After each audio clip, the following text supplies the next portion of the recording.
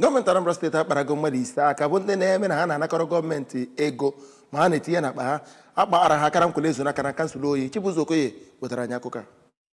a na-egosi ndị nta akụkọ ndị ahụ na-ana ego n'ụzọ iwu akwadoghị ka onye Command Operations nke na-emegide ịna ego n'ụzọ adịgboroja n'ụlọ ọrụ Anambra State Internal Revenue Service bụ Mr. Nathan Obikwelu mere ka amata na ha nwụchikọrọ ndị ahụ ka ha na-anara ndị mmadụ ego n'ụzọ iwu akwadoghị na ụzọ okporo awara awara si Enugu gawa Ọnịcha. Mmadụ abụọ n'ime ndị ahụ akapatara bụ Maazị Chinedu Nnahusie nakwa Emmanuel Okafọ gọrọ aka n'ụkwụ na ha anaghị anara onye ma onye ọbụla ego kama ha na-agbaziri ụgbọala etu oge esi na-aga na-enweghị nsogbu ọbụla. Anyị na-achụba moto n'ime paakị anyị na-anụ ọnwụrụ moto anyị na-anụ asa anyị chụbasara moto ịsa paakị onye ọbụla baa n'ime paakị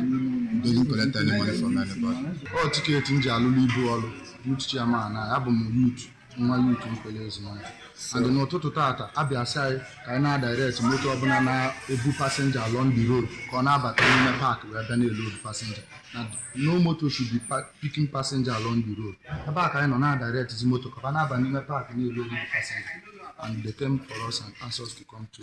Site n'Ọka, aha m bụ Chibuzo Okoye maka akụkọ ụwa ABS.